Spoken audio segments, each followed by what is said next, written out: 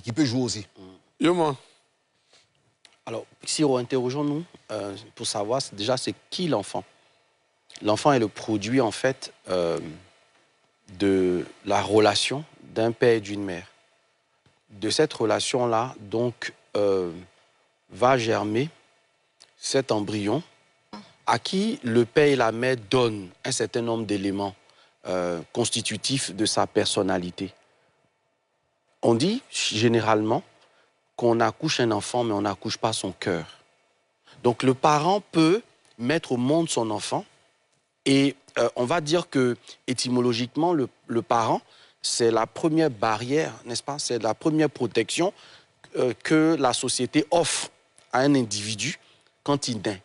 Mais dès que l'individu naît, il y a des paramètres qui se mettent en place et qui ne dépendent pas seulement des parents. Les parents peuvent donner une éducation à leur enfant. Généralement, on ne donne que ce qu'on a soi-même reçu. Donc les parents feront leur part en donnant à cet enfant les rudiments, les éléments qu'il faut. Vous connaissez bien la petite histoire du vilain petit canard noir qui montre que parfois, parmi les enfants, on va avoir un qui, contre toute attente, va avoir une posture, une attitude, une façon de faire qui est différente complètement des autres membres de la famille, alors que c'est la même éducation, ce sont les mêmes parents, c'est le même univers familial, ce sont les mêmes réalités, ils sont exposés, on va dire, aux mêmes vérités ou aux mêmes réalités. Mais qu'est-ce qui fait la différence? L'état du cœur. Ça ne dépend pas d'un parent. Un parent peut vous donner la ligne de conduite à suivre, mais accepter cette ligne de conduite comme étant celle que vous devez pouvoir suivre ne dépend pas du parent. Vous voyez, le parent peut vous dire ce qu'il faut faire ou ne pas faire. Accepter de le faire ou ne pas le faire ne dépend pas du parent. Et je pense que c'est un mauvais procès que l'on fait aux parents en leur imputant tout de suite la déviance d'un enfant. D'ailleurs, l'expression déviance signifie qu'à un moment donné, l'individu était sur l'axe principal et pour une raison ou pour une autre, l'individu a changé d'axe.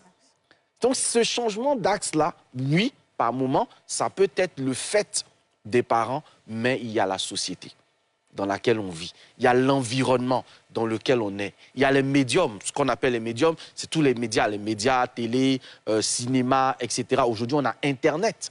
Vous savez que le parent de ce 21e siècle est démuni de ressources pour encadrer complètement son enfant. Parce que quand le parent dit à son enfant, on ne fait pas ceci, mais Internet dit à l'enfant, on peut faire cela. Je veux dire qu'au temps jadis, hein, pour nous qui sommes de la génération 70-80, Siro, on fermait les portails à la maison. Moi j'ai vécu dans une maison où le vieux il ferme son portail, ouais, et puis il n'y a personne qui peut sortir. C'est écrit devant la maison, attention, chien méchant. Aujourd'hui, les portails de nos maisons sont ouverts, mais nos enfants ne sortent pas. Et ça ne nous inquiète pas. Mais parce que les enfants ont un autre portail, qui est le portail d'Internet, qui leur permet de sortir de façon virtuelle, d'avoir accès à tout ce qu'ils veulent. Enfermez vos enfants dans la maison, ça ne change rien. Ils peuvent avoir accès à tout type de contenu, à tout type d'information. Malheureusement, c'est un constat de fait que si effectivement le fils de Siro commence à avoir un comportement déviant, je ne vais pas poser la question à X ou à Y dans la rue. Je vais tout de suite imputer ce comportement-là à Siro.